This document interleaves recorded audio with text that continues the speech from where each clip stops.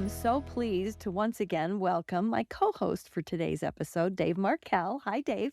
Hi, Jen. Thanks for letting me come back. I love it when you're here. And we have welcomed once again Alan Manwaring as our guest because we felt like just as we were getting started about your healing journey, that all of a sudden we were out of time and we had to move on for various reasons because we all have, children I gotta go responsibilities to or a baseball something. game. Yeah. So Alan is actually the father of a 9-year-old That's right. who's quite a baseball player and knows all of the various players in tennis and golf. I'm very impressed. He does. And he can win me at hearts, which is Yes. really, really upsetting. Anyway, Alan, we were just about getting to the point where I wanted to ask you how important and how did it come about that you had the support that was needed for your actual healing journey to begin? Because you started on that later. Yeah, once I started trying to figure out how to create a journey, and I had sort of gone online trying to figure out what resources were out there, I did find um, the men's healing group in Salt Lake where I was living at the time and still do. And I started working with them. And that was a group that met once a week on a Tuesday evening that was led by a gentleman by the name of Jim Struve, who is one of the leaders of that organization. And he would have 8 of us come in every week for about 2 hours, I guess, or something like that, maybe an hour and a half. And we would have our support group led by him. And it was incredible. I mean, it was just fantastic.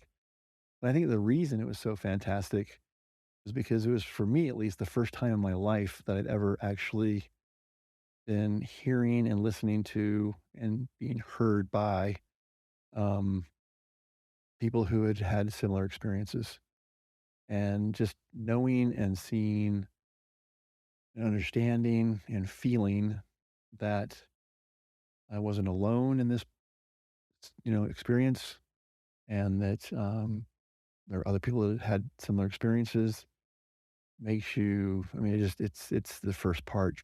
At least for me, I think is the first part of really starting a journey because you're finally understanding that you're not alone. You're not as dumb as you thought you were. Um, yeah, and it's just, yeah, you're not alone. So to me, that was huge. That was really huge.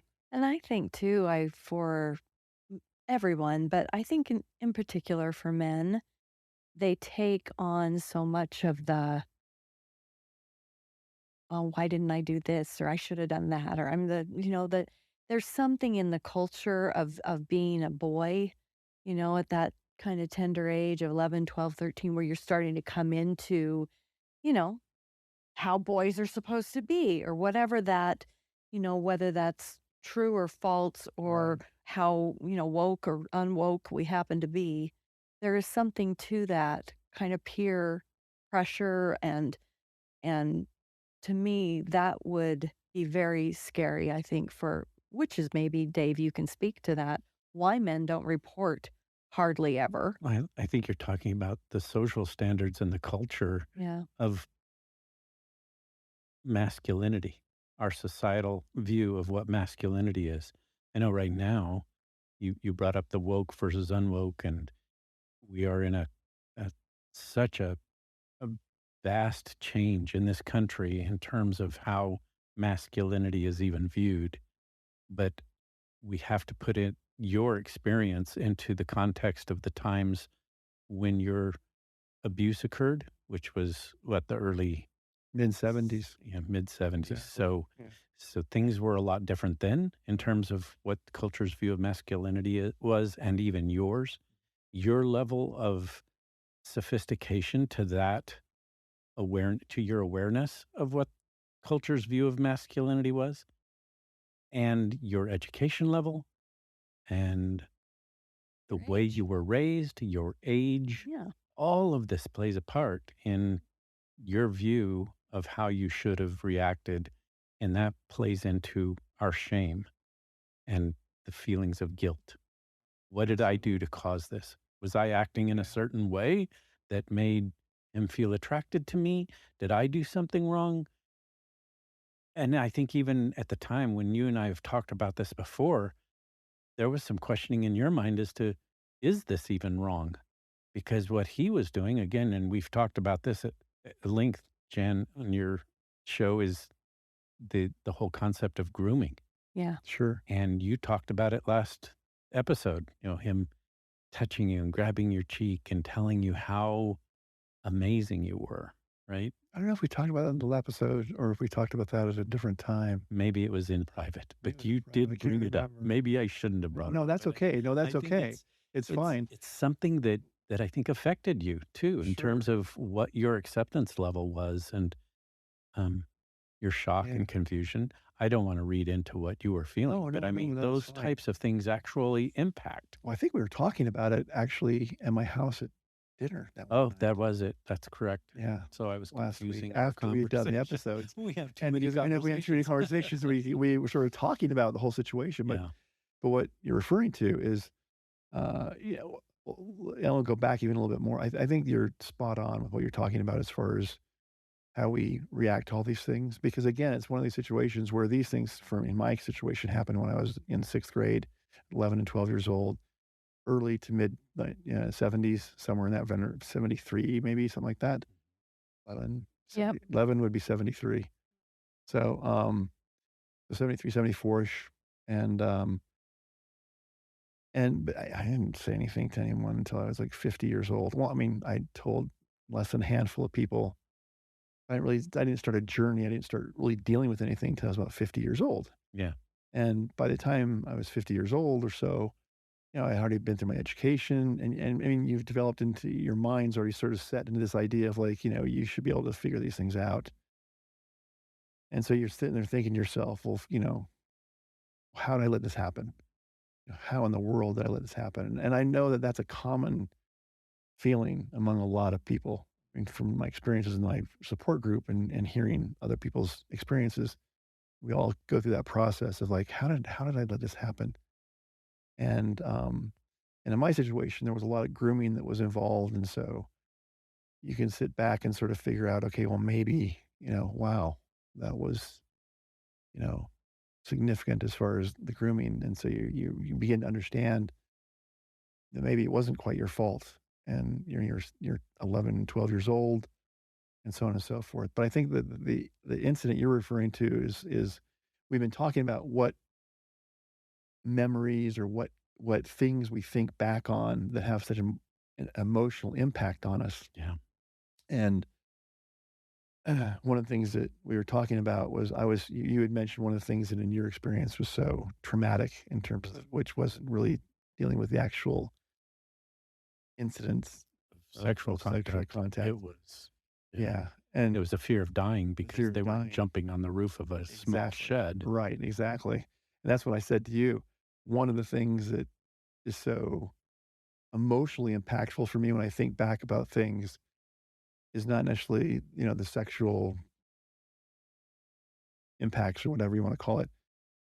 But it was like when I'd be, in his office, for example, and it's a for a small relatively small office, and he'd get so close to my face, like, right up like this, and he'd take his hand, and he'd say, Grab your "Oh, grab cheek. your cheek."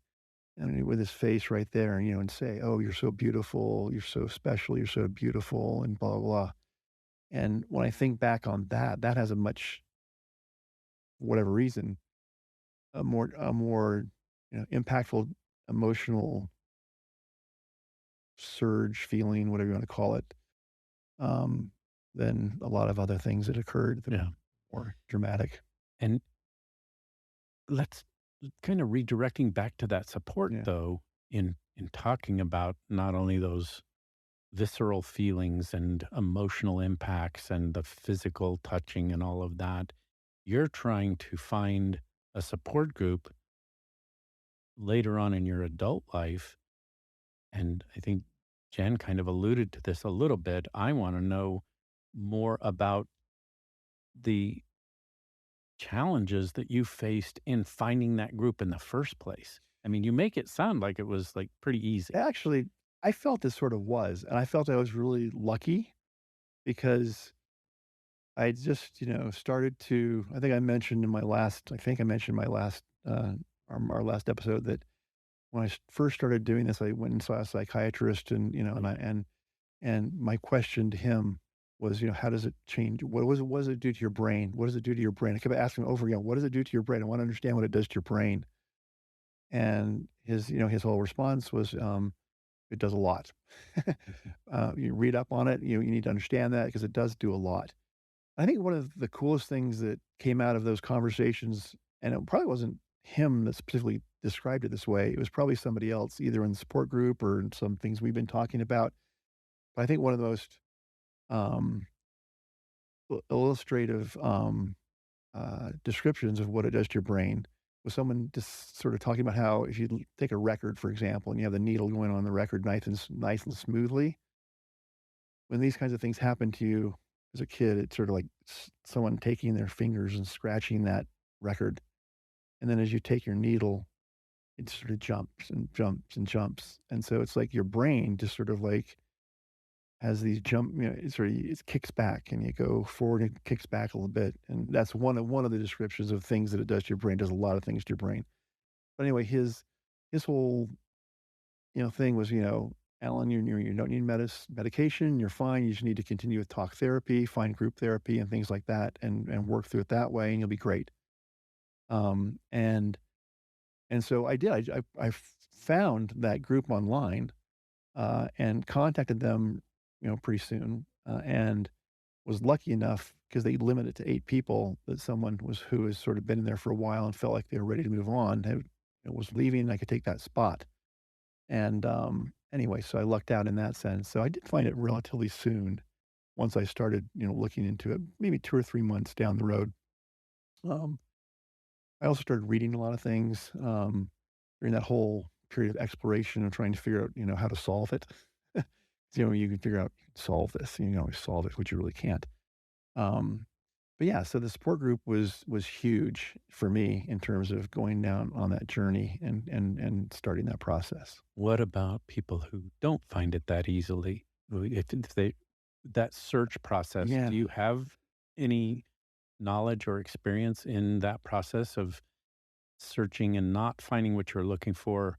Or at least are you able to talk to the people who may not be able to find a group as That's quickly? actually a really good question, because I think that, like I said, I think I was so lucky to be in the place that I was at the time that I was, and I can't even imagine, and I should also add that once I had been in that local support group and doing that for about 2 years, then I went to one of the retreats that they actually have. They have them in 3 locations throughout the United States. One's in at Alta, Utah, one is in Ohio, and one's in Washington State, and they do retreats there, weekend of recoveries, they call them, where you spend, 3 days basically with about 40 to 50 other people, and go through a weekend of, working through a lot of things. And that's, national, obviously. People come from all over the country. And I realized how lucky I was when I was at that first retreat with people from all over the country that didn't have, those resources or those local groups in every, so there's certainly a lot of local groups out there, but not everywhere. And so I was particularly lucky to have a good local group where I was. For people who are looking online to find those resources, first of all, go to the Men's Healing website and find a group or a resource, or call them and ask them where in those areas you can find groups. I also know that the Men's Healing group has started, and it was very timely because it started right as COVID was starting too. They created these peer-to-peer support groups online, through Zoom or whatever mechanism they use, where wherever you were, you could actually join that group, and you'd have to commit to like being there every 2 weeks for 2 hours or whatever, and you had a peer-led support group that was, and the peer who was leading you had been trained at Yale University, for their training. So there's those kinds of resources. So if you're out there and you don't have any idea who to contact to find a local support group, go to the men's healing website and try and find them, find a resource, call them, ask them what is available in your area. Because I cannot tell you how profoundly impactful that was for me and how helpful that was for me. I should also add that the weekend recoveries um, was even a higher level of impactfulness, if you want to call it that, in the sense that in your local support group, you have, 8 guys who have had experiences very similar, but not as specifically similar. When you get to that national group, they put you in these smaller groups for your breakout sessions with guys who have had much more similar experiences. That's not probably not proper English.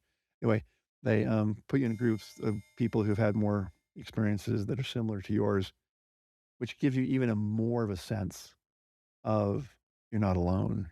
You're not as stupid as you thought you were. People have gone through these things that you've gone through even more specifically.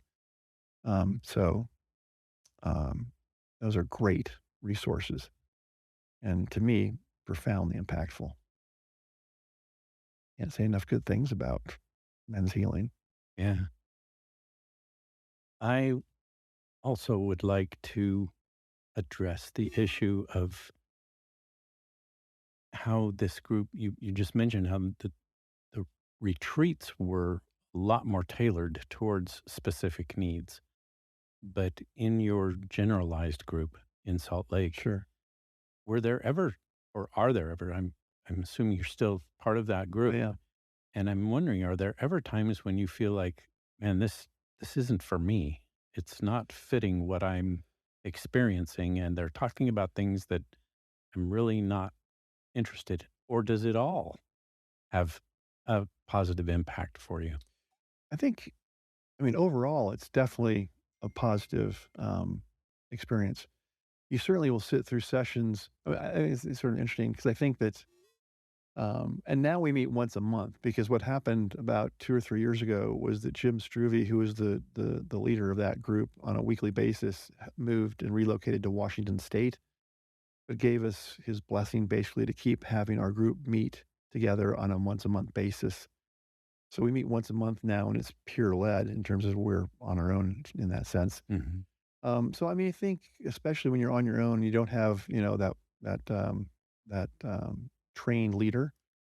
You can certainly go through months where it sort of goes off into areas that may not be as relevant or Yeah, things for you specifically as it could otherwise be. right. But I still think that, overall, I think it's a fantastic experience, and I think that, um, and we certainly had people go through through the cycle too. When I started off, I was, the junior member, so to speak, of the group, and then, eventually I'm sort of in the middle right now of people who sort of go on and people who come in, Mm. um, and, you still you get a camaraderie with that group that is unbelievable, and it creates this safe space, because you get the trust. These people you learn, you love and trust them, and when you're in an environment where you love and trust these people, you can heal Yeah, because you can talk about things you need to talk about and work through things you need to work through and figure things out that you yeah. need to work through and figure out that you can't usually do if you're not in a safe space with people that you love and trust. I think that's a really important thing because for anyone who is really trying to recover from trauma and, you think about that recovery from almost anything is sort of a lifelong process. And so even if some of the discussions go from, we're really talking about our story of trauma and how to heal and what are you doing and what's working for you and whatever, it's also just important to have friends and community that understand and you don't have to talk about it all the time. Right. So sometimes it really is just the fact that you know that you're in a safe place with other people who have a shared experience, and that in and of itself is very healing. Very. There is something to not being alone in it. Even Yeah. if you know you're not Right. alone, it's different when you're actually putting yourself in a community that you can see Right. people's faces. Absolutely. Right, and that actually brings up 2 thoughts to me right now. And first of all, it brings up the thought that there are other resources, out there. I mean, there's men's healing is one group, certainly for men specifically, that's fantastic, and there's other men's groups out there, I'm sure, that are very good too. There's the online community that Jan is starting, and the Jan Broberg Foundation is starting, that is probably more specifically designed for women's situations. However, there are men that have come in there. I go in there as well, and there's men joining that group. And we're not trying to reinvent any wheels here. We actually direct them to go to the men's healing groups and things that are specific to the men's issues. But at the same time, there's a great community in the survivors community. Yeah, and And it's not yeah, exclusive no, to it's not. women. It's not. And it's got great resources and great activities, if you want to call it that, great community that would apply to anybody. Yeah, Right. and I Yeah. think there's something to also be said for the fact that, some people are only comfortable with maybe Sure. female survivors, Right. and we have a space for that in Exactly. survivors. Right. But other people have come back and said, it really is helping me to understand that men have suffered through these things, and it's helping my own feelings about men to come back to more of a regulated place. Yeah. Like, there's a lot of good men in the world, I you hope so. know? And that's the thing that I Yeah. think is sometimes missing because we, whoever our perpetrators were, well, even for the men, it sounds like a lot of times it's other men, but for the Yeah. ladies, it's usually a man, but not always. I think we can also come together and go, oh, but not everybody, not Yeah. every man. And Exactly. that is nice to be in a community where you do have, we do have some men starting to join Thrivivors and they add something really important to the story and Yeah. to our group. Yeah. And I think it's interesting because certainly most of the people that I've been associated with in my men's groups, their abuse was at the hands of other men too. But certainly there's several that it was at the hands of women too. Mhm. Right. So these things do happen. Right. And it's good to understand and know that and to see those things like you're describing. The second thing that came to my mind when you were saying that was sort of along the lines of, just being able to talk to somebody, to see somebody. Because one of the really great things about that men's group that I've been going to now for 7 or 8 years, whatever it's been now, is that we had a tradition when we did the Tuesday groups that we'd all go to dinner. That some of us would go to dinner afterward, and some of the people who'd been in the group previously would come and meet us for dinner as well. And so we'd go to dinner at 7:30 or 8 o'clock, whatever time it was after those groups, and just sort of socialize and talk and have a really, and again, you get more of that trust. You get Mhm. more of, that bonding where it makes it so that you have a community of people that understand what you've gone through and or it's a really great thing. And Dave could probably speak to the brain and how that Yeah. reprograms and repatterns the neuro pathways in the brain. Community is a necessary part of your healing. You can't do it alone. Am I wrong? No, you're absolutely right. And I think what it speaks to is the whole concept of talking about it. Yes. And you can't just talk to yourself about it. Right. It's it's Yeah. talking to other people about it that helps make, again, some, you just mentioned, new neural pathways that don't only speak to your own limbic system and the emotional impact there, but it also enables you to have an awareness that something outside of yourself is absorbing your words.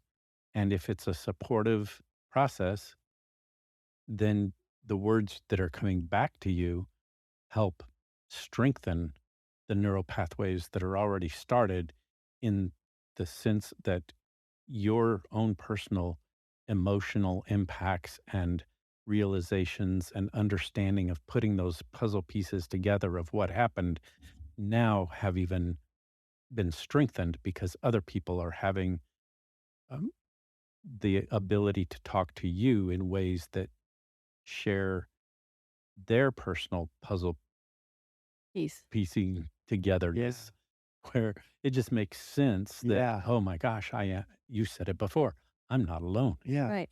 And also, we were just in we have a book club that just kinda started in our online community. We do various events. Dave's come and done some events on memory and on various trauma-informed, how we talk to each other, how we listen, and things like that.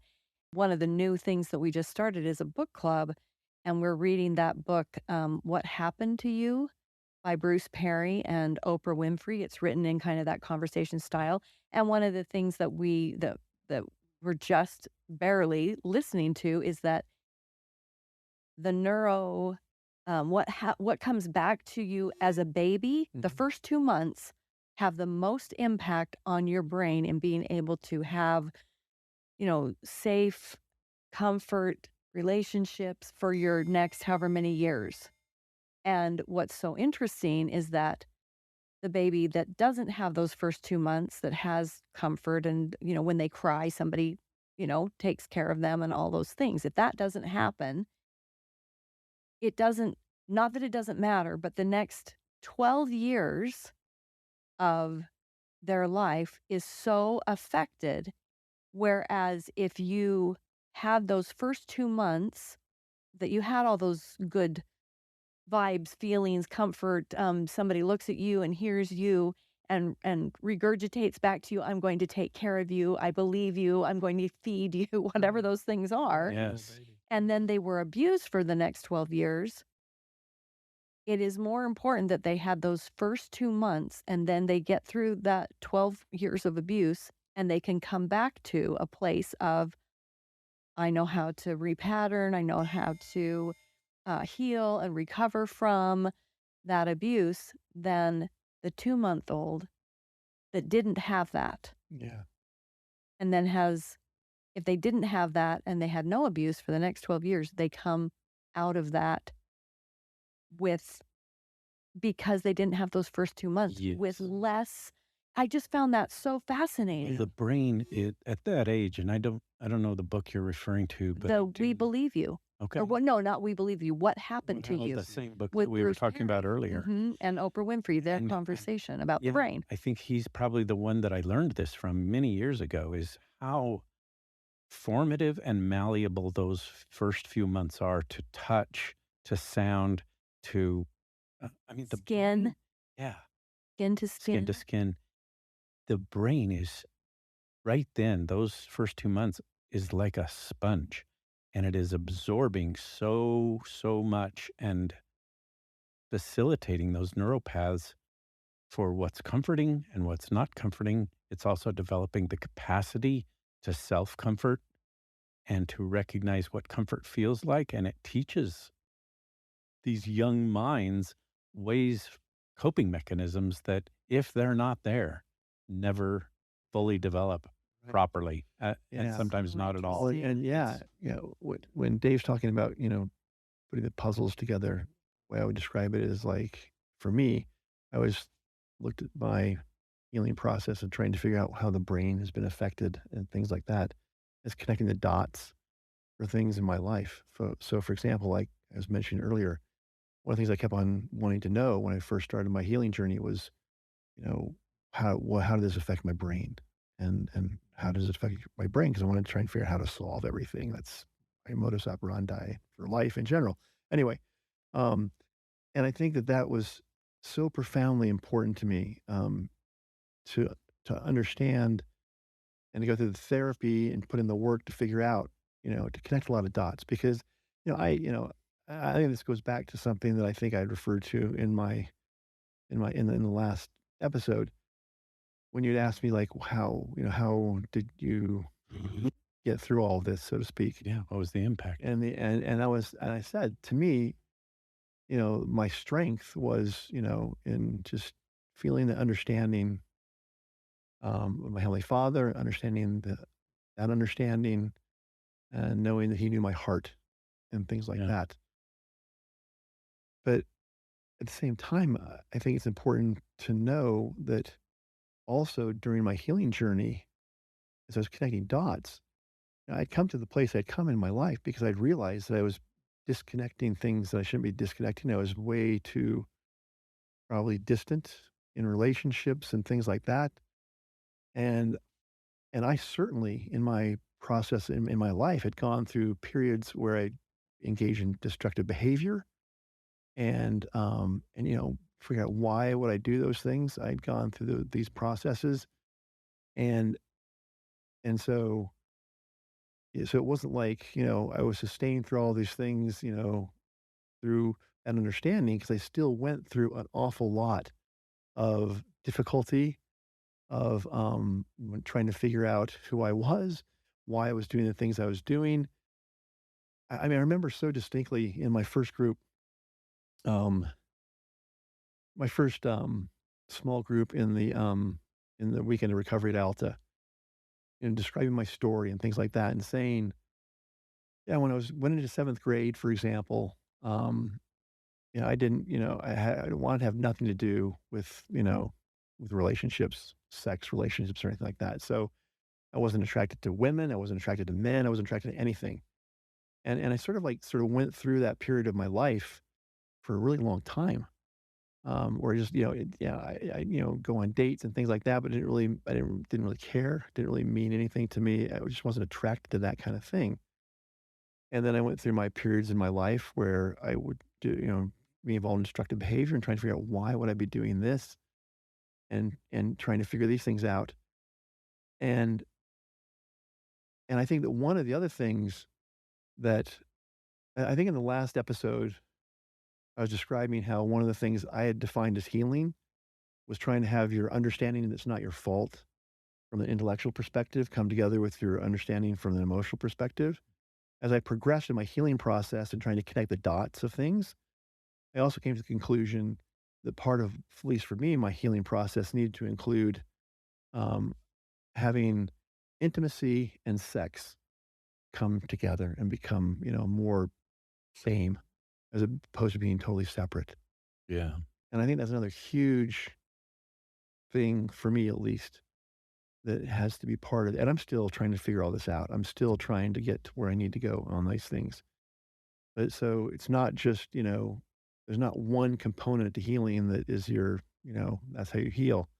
For me, there's several. And a lot of these are involved in connecting a lot of dots. So I now define one of my big quests for healing to have intimacy and sex sort of become closer together. And there's, I mean, I could go back and think of a whole bunch of, things in my life where I think, "Oh, that's why this was that way, and that's why this was that way," because that's a normal reaction from what your brain does to these kinds of things. Think those are dissociative states is the way I would describe them. Yeah. You didn't make connections with people. You didn't make connections with your own emotions because those traumas and mindsets, it's easier to dissociate. It's easier to go somewhere else. Yeah. Well, I think the other thing that was interesting, at least in my experience, was I look back at, like, relationships in my life and things like I would become infatuated with certain people, individuals, whether it was a man or a woman, but there wouldn't be anything sexual about it. I wouldn't be infatuated with them from a perspective of, like, sexuality. Just be infatuated with them from the perspective of being just emotionally infatuated, and I think back, and as like I said, I've been through a lot of therapy in the last, many years, and I've been trying to connect a lot of dots, and I think that's a really normal brain reaction to my specific experience, where I was, having, you know teacher and his former students being the perpetrators of my abuse, who were, college age kinda guys and things like that, and so there was that emotional attachment, I think, that occurred from the brain during those periods of time, and so I think I was recreating a lot of emotional attachment in that way, but it was not but again, I had no there was no sexual desire on that end of things as well, Yeah. and so there's a huge disconnect between maybe emotional infatuation, whether it was with a male or a female, and a sexual infatuation, and again, it's that whole concept of bringing intimacy and sex, to the same place in your life. That's definitely something that I'm still questing to try to figure out how to how in my healing journey, how that would continue. Yeah. And, And that's pretty common. in a trauma situation to compartmentalize our lives and our situations Sure. as a coping mechanism. Oh, sure. And the other thing I learned is that, and I found this fascinating too, and that even in my last, I've been to 2 of those weekend recoveries. The first one was, like, about 2 years after I'd started the journey, and the focus of and it was the level 1, and the level 1, the focus is getting into a small group where the stories are really similar to yours, and you share that story, which is profoundly effective as for the reason we've talked about. You get that understanding of, "Oh my gosh, these things happen to other people too." They're groomed like I was, I'm not the only person that was groomed in the same way that, I thought no one else could be groomed that way. Um, and and then in the level 2, um, the focus is not as much sharing your story experience with the small group, but trying to talk about what the impacts have been on your life and how you're trying to navigate those. Yep. That's more of this focus on the Mm. level 2. Yep. And it was amazing to me in our small group this last time how, we talked about how connecting dots issues, how a lot of times people who've been through the things that we've been through when we were kids will try to reenact them later on in their lives, they call it acting out, I guess. And so it was amazing to me at how many people who, for example, there was one of the guys in my group saying, "Why am I so attracted to being, hit during, intimacy or whatever?" Because in his situation, his abuse was the hands of in his situation, his father, who, would also physically abuse him as well. And it was just interesting to hear the different reactions about how everyone, um it's like, yeah, there's a common thread of this people being attracted to things that occurred to them during their abuse and how that's part of what they're attracted to or whatever. Mhm. And and again, it's one of these things where in your healing journey, as you understand a lot of these things and how your brain operates and how it was affected so profoundly when you're 11 and 12 years old, or in some people's cases when they're 6 or 7 or whatever, different ages for everybody. Yeah. It's amazing how, you, begin to understand, uh, you know, some of these correlations and connecting of dots of things that you experience in life and how when you can understand those, you can understand, going back to that issue, it's not really your fault in terms of not that, you can't take responsibility for what you do in your life and things like that, but you begin to understand the context with which things happen, which helps you then hopefully move on to try to help become better in terms of connecting these things that you try to connect, whether it's, intimacy and sex or understanding your, your intellectual understanding of not being to blame and your emotional understanding. Mhm. So there's a whole bunch of things you connect in this healing journey and learn. Anyway, that's sort of And it fills in the picture, to understand what's happening presently, whatever age you're at, right. and then you can work on specific things to repattern, reform, recreate, Yeah. something that's a better, you know, state Yeah, a better state. in your current Yeah, life. right, exactly, and it would never have occurred if I had not been not just in therapy individually, but in therapy with a group and having a community where you're hearing and understanding that other people had gone through the very same things that you've gone through and have had the same kinds of reactions that you've had, Yes.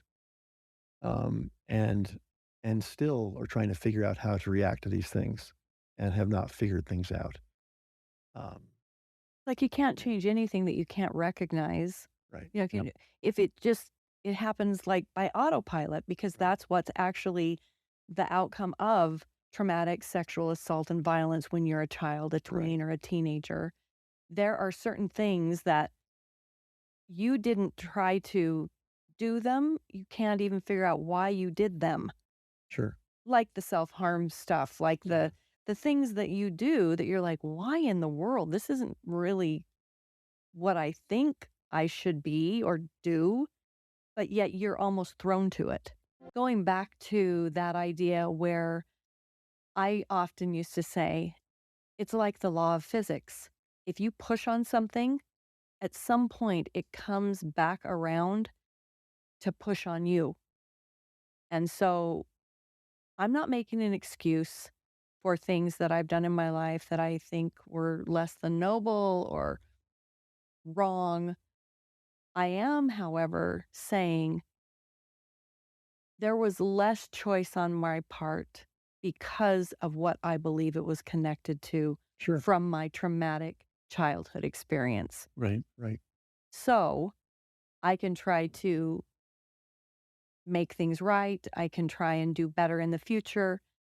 But I do believe that because there is that arrested development, that there are things that we don't know until we know them, that sometimes we have to give ourselves that grace. And I think that might be even harder maybe for men to be that way. Because I hear a lot of Alan saying, Yeah. I'm not trying to excuse what I did or Yeah. this or that. And I'm like, yeah, but there are reasons when you look back and you're like, my actual heart and soul really would not have acted that way had there not been some other connection in my past that threw me into something that I was acting like a 12-year-old Right. or a 13-year-old or whatever it was that you missed out on those developmental years. And Yeah. so I think you have to give yourself some grace. Well, yeah, that's a really good point because one of the things that we learned in our group this last summer in terms of these issues, because everyone in that small group was saying, well, why are we attracted to, reenact some of the things that happened to us when we were kids? And the therapists were like, well, they've done a lot of studies and what they say, and this is really interesting to me because I've been going through therapy for a long time and had never heard this and didn't dawn on me, but it makes a lot of sense. They said that a lot of what happens is that you try to reenact a lot of these kinds of things now in your older years, whatever, so that you can now control the outcome Yeah, to change it. to change it. Exactly.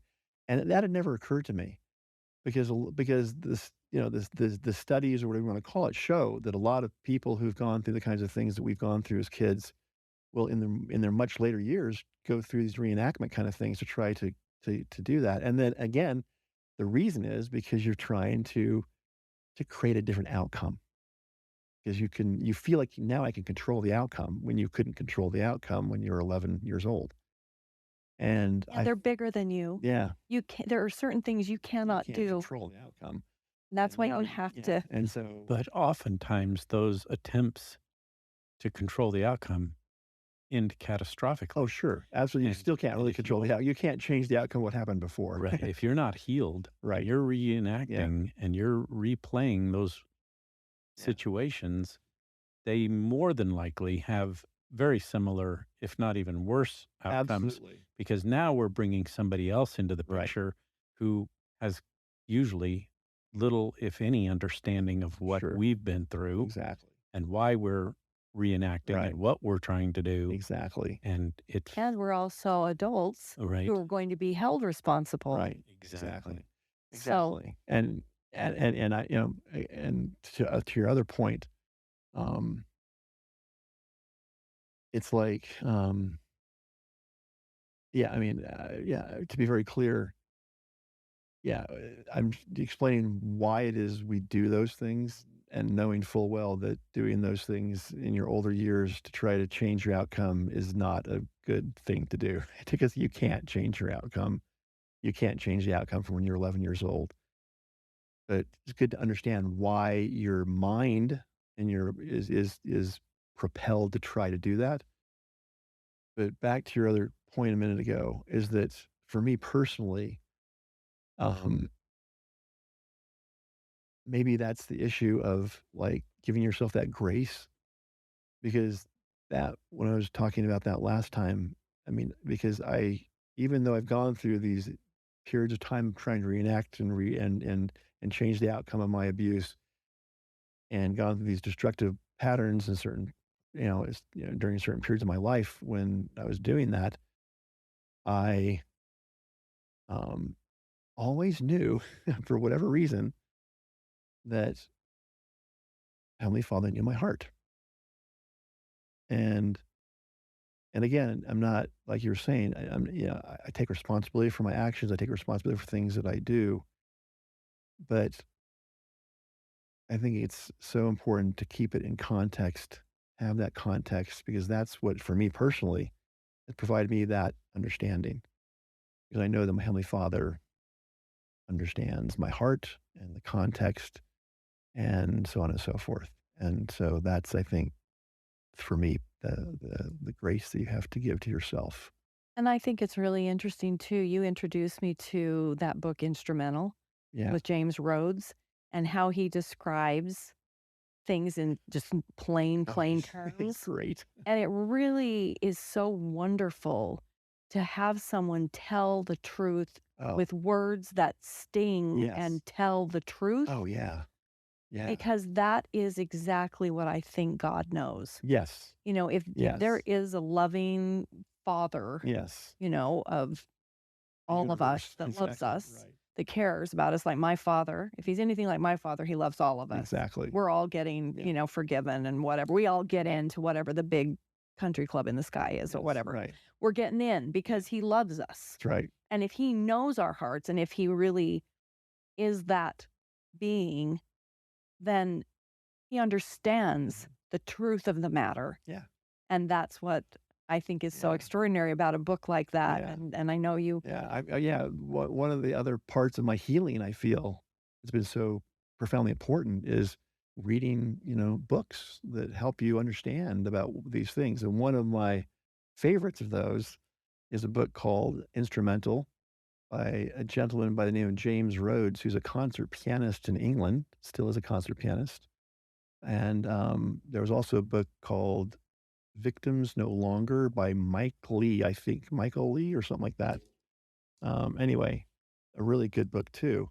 But can I read you an excerpt of okay, kind of Yes. here this is sort of funny because again, I like I said, I've been through many difficult parts of my life and on so on and so forth. But the one thing I never really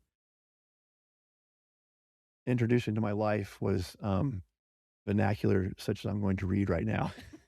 You So, don't swear much. I don't. So Sometimes I just think swearing is just the best release there I is. just Just like, "Oh, never that it felt just good." never became part of me, and so anyway, That's good, Alan. but I think that, I'm gonna have you take it back with your code and things like that to get here, but I'll, And we're gonna hit mics and all I'm gonna hit kinds of mics things and while all we're these things, passing phones. right, but anyway, but the thing I love so much about this book was that he's so straightforward. I Yes. mean, he's so crass. I mean, and but Doesn't not mince the doesn't words. mince the words, but he's crass, I think, just I mean, I shouldn't say I mean, he just doesn't mince the words. He just says, "Here's how Yeah, it I don't think was." he's trying to be crass. He's I think not he's just trying trying to be he's not truthful, and I love it. he's truthful from his in his world and what his experiences were. Yes. And just before I even, go to where I'm gonna go here, his experience, anyone who is starting a journey and wants to read a book that is really, at least for me, was profoundly, um, identifying, um, help you understand again that you're not alone and these things happen and you still suffer from the same outcomes as far as things. This book called Instrumental by James Rhodes is fantastic. And he experienced his abuse at the hands of one of his teachers as well, who was actually his wrestling coach, I think, when he was like 5 or 6 years old in England, 6 years before me in my experiences. Um, and And then there's gotta be a huge difference between when you're 5 and 6 and when you're 11 and 12 too, which I mean, my heart just, anyway. Um, but this part in one of the first parts of his books, he goes through the situation where he's describing what has happened to a certain extent, and then and there's the part in the book where he shows you that the principal of his school finally, submitted a report to what her perspective was once they found out that this had happened, X many years later. And so he sort of like inserts that report. into the book. Yeah, and I think he went Yeah, through it from maybe the time he was 5 or right. 6 for several First, oh, quite a few well, oh, no, years. his abuse continued for like 6, 7 years. Yes, it was a long It time. was a long time, and mine, 1 year. But so my heart, anyway. Um, Well, that's not the point then of that's how not the long it point. was, it just No, yeah, matters that it yeah. went past all these different Well, ages that's the other thing that and we that the learned. school did Yeah, not right. The school they did knew some not do things or anything. they thought Yeah. I don't know, it just Yeah, and again, yeah, the issue is not how long it happened or what age it happened because everyone will know that these experiences are the commonalities are still profound, and we don't, we can't compare because it doesn't matter. no. Um, anyway, so he's this is his comments after he has shown you in his book the report that was given, and the report, of course, is mild in terms of describing what occurred, very mild, using words like abuse as opposed to rape and things like that. So here's his commentary after he shows. Here's the report, and he says, "So there we are, my very own fight club. As tighter, I'm gonna have to get closer to this. I'm sorry. Okay. That's why I put my glasses on too." He goes, "So there we are, my very own fight club. As Tyler Durden has taught us, the first rule of Fight Club is we never talk about Fight Club." I think that's so profound, so true. And I didn't for almost 30 years. And now I am. And this is the part that, anyway, I don't usually use these kinds of vernaculars. Come on, Alan, Okay. spit it out. Okay. Here we go. He goes, yeah, I'll go. Okay. Okay. And I didn't for almost 30 years. And now I am. Because you if you're one of those people who think I shouldn't. There's quite a bit to unpack in the police statement above, because it was a report that was part of their police statement that they had submitted. There's a lot of insinuation, but no real facts about the abuse. Abuse. What a word. Rape is better. Abuse is when you tell a traffic warden to off. It isn't abuse when a 40-year-old man forces cock inside a 6-year-old boy's ass. That doesn't even come close to abuse. That is aggressive rape. And then this is the important part. It leads to multiple surgeries, scars inside and out, ties, OCD, depression, suicidal ideation, vigorous self harm, alcoholism, drug addiction, the most up of sexual hangups, gender confusion, sexuality confusion, paranoia, mistrust, compulsive lying, eating disorders, PTSD, DID, which is this shinier name for multiple personality disorder, and on and on and on. I went literally overnight from a dancing, spinning, glee, giggling, alive kid who was enjoying the safety and adventure of a new school to a walled off, cement shoed, lights out automation. It was immediate and shocking, like happily walking down a sunny path and suddenly having a trap door open up and dump you into a freezing cold lake. You want to know how to rip off all the child? If you want to know how to rip all the child out of a child, him. And he continues on. Well, I'll continue with this part. Him repeatedly. Hit him, hold him down, and shove things inside him. Tell him things about himself that can only be true in the youngest of minds before logic and reason are fully formed, and they will take hold of him and become an integral, unquestioned part of his being. I'm not going to write about the sex in detail for a number of reasons. Some of you might read it and use it to fantasize about. Some of you might read it and judge me for getting a boner at the time on occasion. Some of you will read it and just feel nauseous and indignant. Most of all, I don't want to go into detail because I don't think I'll make it out the other side if I do, especially when you can just buy a simple copy of the Daily Mail if you have the urge to feel titillated, nauseous, or judgmental. It's cheaper, quicker, and less dramatic for me. The point of sharing these sticky, toxic words is simply this: that first incident in that locked gym closet, in that sorry, the point of sharing these sticky, toxic words is simply this: that first incident in that locked gym closet changed me irreversibly and permanently.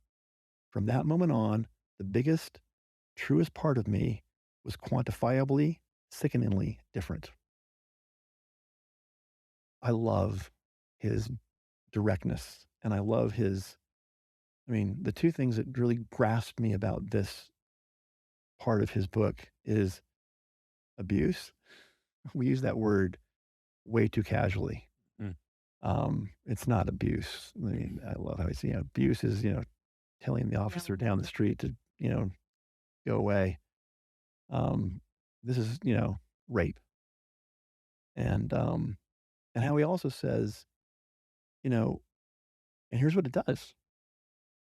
It leads to multiple surgeries, scars inside and out, ties, OCD, depression, suicidal idolation, vigorous self harm, alcoholism, drug addiction, the most up of sexual hangups, gender confusion.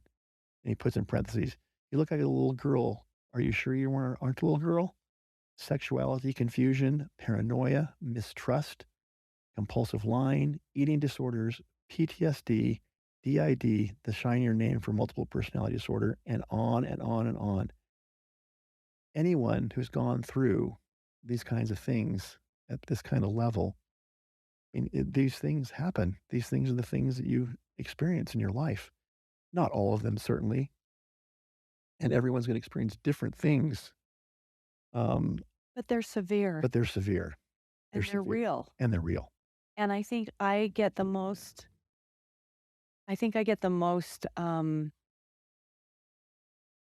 not irritated, that may not be the right word, but I kinda wanna look at somebody and stare at them in the face when they say, "Oh, it's so great, kids are so resilient." I'm like, "No, no, they're not. They will actually deal with this when they're 45 years old Right. or whatever. Yeah. They are not so resilient as Right. if, oh, well, they won't remember, or, Yeah. oh, well, they were just kids, or, Yeah. oh, it only happened for a year. Right. Oh, it only happened 15 times." Yeah. I don't care if it happened one One time. time. Yeah. The trauma that that causes on your brain, as you have now answered those questions, Sure. like what happened to What my happens to the brain, brain? are real. And it takes absolute, without a doubt, actions Yeah. in the healing of that brain, Yes. that nervous system, that emotional system of the brain. Like you talk about, Dave, the limbic system, the emotional Yeah. part. And without having resources, when you have no idea where to go to find a group, even if you were brave enough to look for one, and then what if you don't have any money to go to a therapist? Right. What if you don't know where to go? I mean, most people don't. That's why we do this podcast, Right.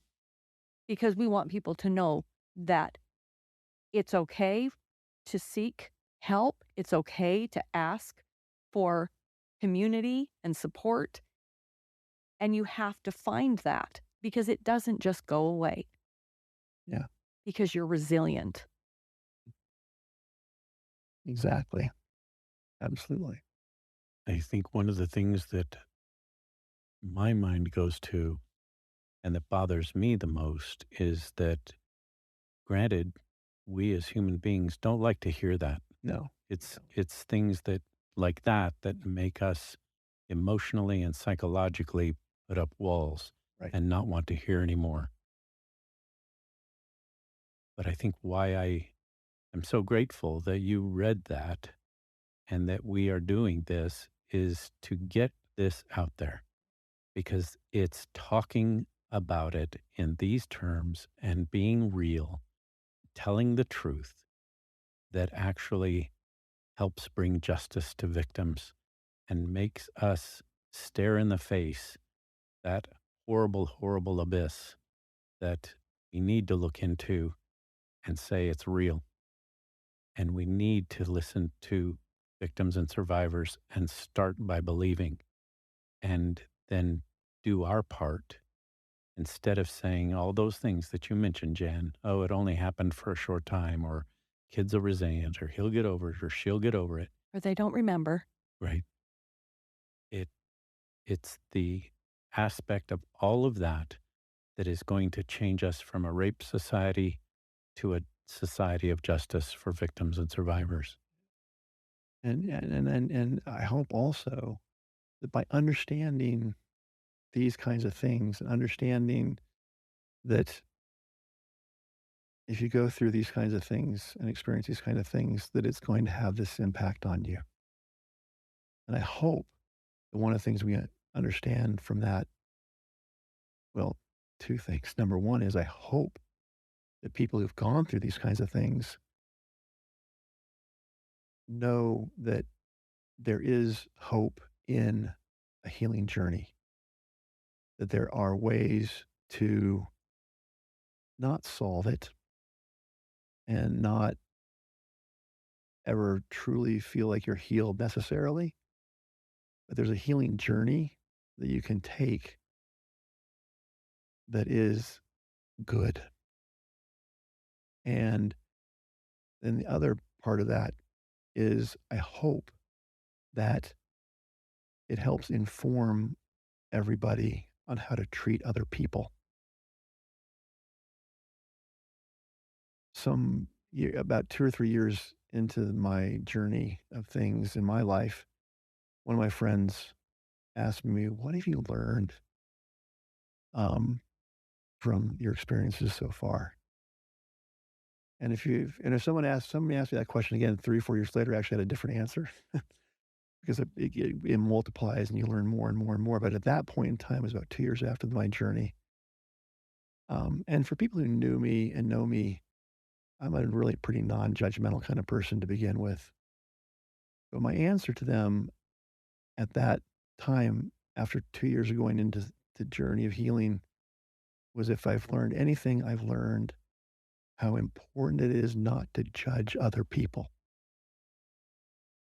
and that there's a reason that we're told it's not your place to judge. There's a reason for that because we simply can't. It's impossible. And so I hope that it informs people on how to treat other people Yeah. so you don't judge them. And this goes back to these issues of why I've been so lucky. And it reminds me of the brain book we were just reviewing in that session a little while ago on the survivors community. And it talked about how they did the studies, and those who have a better chance at healing from these things better, it's partly because of relationships and people that care about them. And that's one thing I've been so lucky about in my understanding, I hope, of back to that thing is of my Heavenly Father knows my heart. And that knowledge, that understanding for me, at least in my heart, is huge. And I've been surrounded by a lot of people also who I feel have been very supportive in that. That's part of the support group concept too. But it's this whole thing of surrounding yourself with people who will not judge you, who will love you, and accept the realities of the impacts of these kinds of things and what you're trying to do and deal with in terms of how it affects your mind, the kinds of things that your outcomes are going to be, and what happens with these things. And so I really hope that one of the things that occurs by people reading things like this, understanding things like that, is it helps inform us on how we treat each other as human beings, how we treat each other, and we don't judge each other. We just love each other. Our responsibility is to love, not to judge. And there's a reason for that.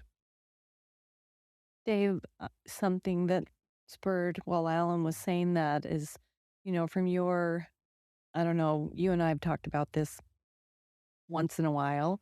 We will get on the subject of somebody's, you were a detective and a cop and you get somebody and they're in jail or, whatever it is. And we've talked a lot about what happened to that person before they started down the drug path or before they started down, the crime path or whatever it is that again, that you can't really judge because until you know what happened, there are reasons. And I believe that some people maybe at some point make a conscious decision to just be criminals and to be terrible. That's possible. Sure. There's some, but I believe the majority of people are good, Yeah. even the ones sitting in our, federal prisons. But it has been so covered up with whatever happened to them that led them to that place where they had to turn off all human emotion and become so cold and calculating. It just feels that way when I've ever been to a group meeting where you have people that are trying to recover from alcoholism or women who are recovering from addiction. And if you can get them talking about what happened before that started, it almost always seems to go back to the genesis of an abuse, Sure. of being raped, incest, molestation. It's almost like if this thing would be looked at and would be heard and would have the resources for healing, that so many other things would be avoided. It just feels like it's the genesis of so many other things, which is why we can't judge. Yeah. I think the public in general is way underinformed in terms of the prevalence that you're talking about right there. It is so prevalent in our society that incest and child rape are occurring almost, you know, overwhelmingly to the point where, again, what I said before, our emotional selves don't even want to face it. Right. Yeah. So And we talking have to. about it is really the beginning, I guess. It's Yeah. and to not stop talking about it, Right. even as uncomfortable as it feels, we Yeah. can't stop talking about And to this. talk about it in the same terms and way that James Rhodes Yeah, talks about it. it's Yes. got to be It's just talked so about straightforward. Here's what real. happens. It This has is to be real. real. This is Yes. real. And Yeah. I think People just want to dumb it down. Like, oh, I can't talk there. Let's just pretend like everybody's resilient and we're over it and let's move on with life. yeah. And juries need to understand that, and judges need to understand that. Law enforcement needs to understand that. Yeah. But yeah, it's why I am so absorbed and zealous and fighting all the time to get this trauma informed message out, yeah. because it goes back to what you're saying. We have to listen. We have to listen empathically. We have to listen to the reality, and we have to start by believing. We have to know that this is really, really happening, Right. Yeah. and then be empathic and ask the right questions in the right ways and let people talk. Right. Right. Yeah. Exactly. I love that idea. Start by believing. That's just nobody wants to believe it because it's too It's awful. too hard. But it's everywhere, and that's why it continues to be everywhere.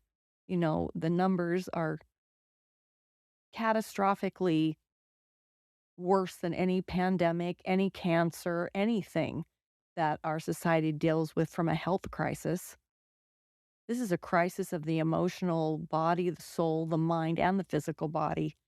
And it's 1 in 4 girls and 1 in 6 boys. And I think that's even low. I truly do. I mean, that's I think 2 the billion prevalence is a people on the lot higher. planet.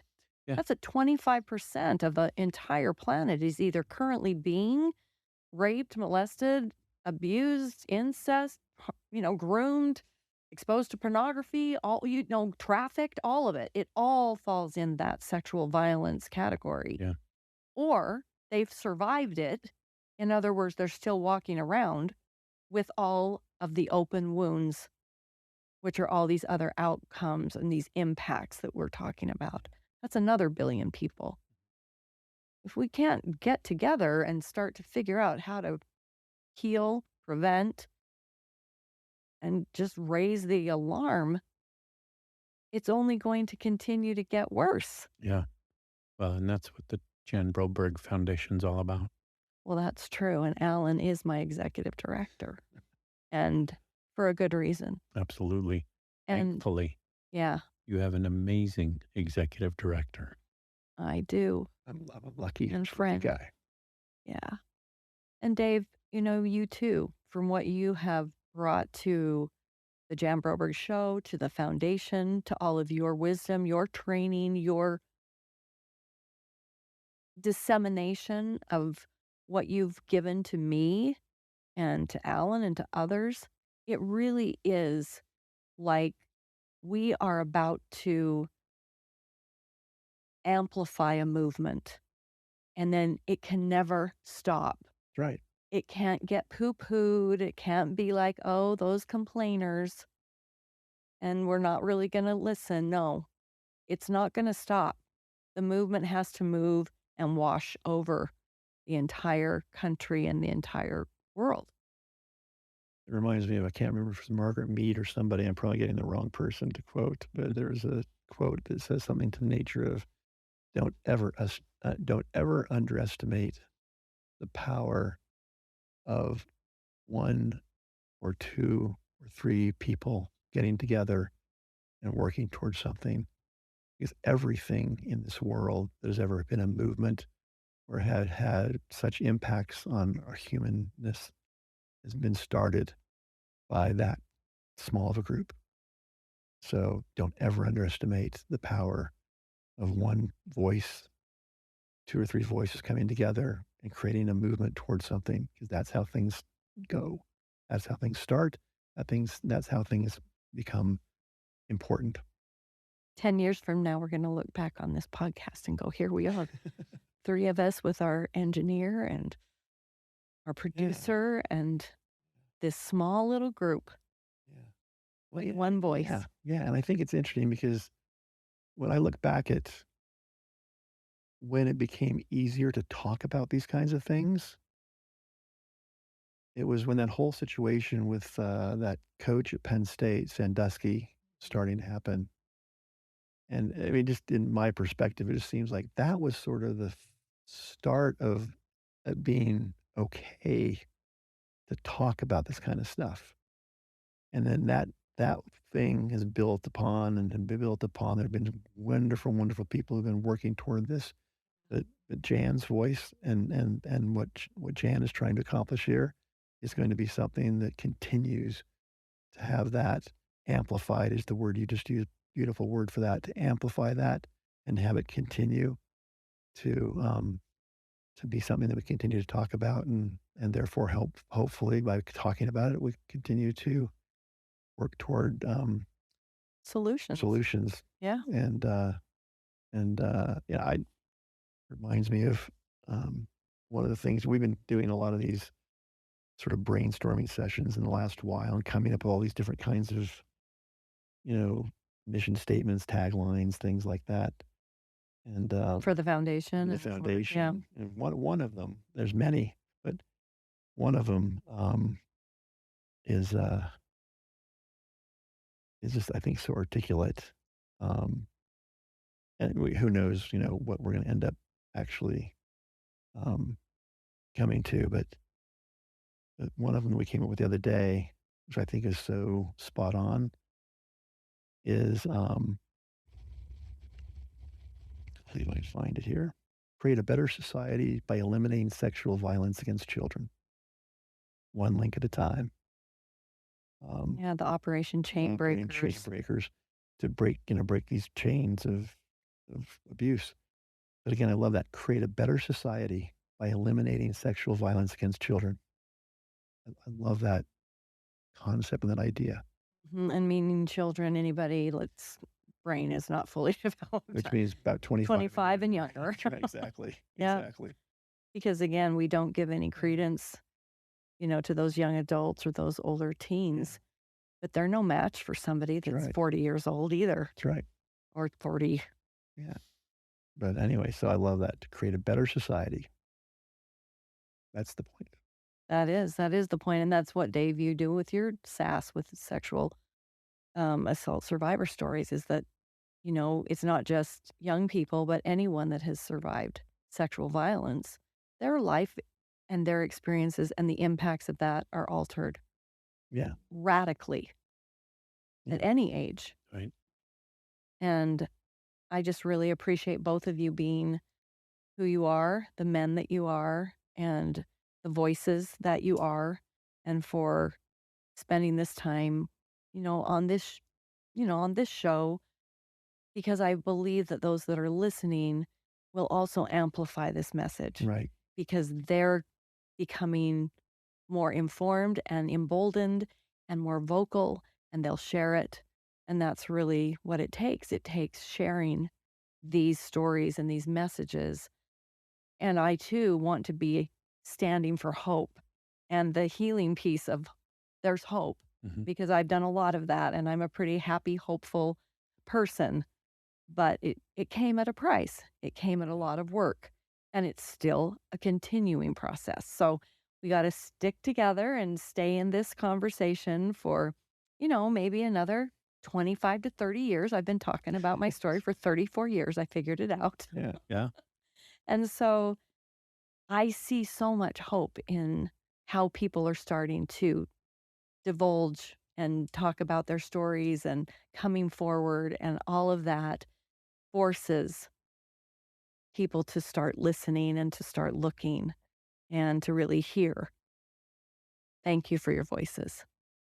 thank you for your voice. Yeah. I've said it before. I'll say it again. You're a national treasure That's right, absolutely. and and an amazing example and guide and leader for the change that needs to happen in this society, not only here in this country, but worldwide. Yeah. Well, Yep, thank you absolutely. Thank you, Alan, for Thank all you of your for the opportunity. contributions and guidance and leadership. Well, It's thank you. amazing.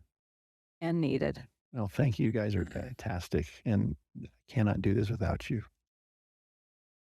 We need a lot of use. That's Use right. and use and use and use. Yeah. Yeah, that's right. We're getting there. We're getting there. We're getting there. Yeah. One step at a time. That's right. Yeah. And start talking about your issues.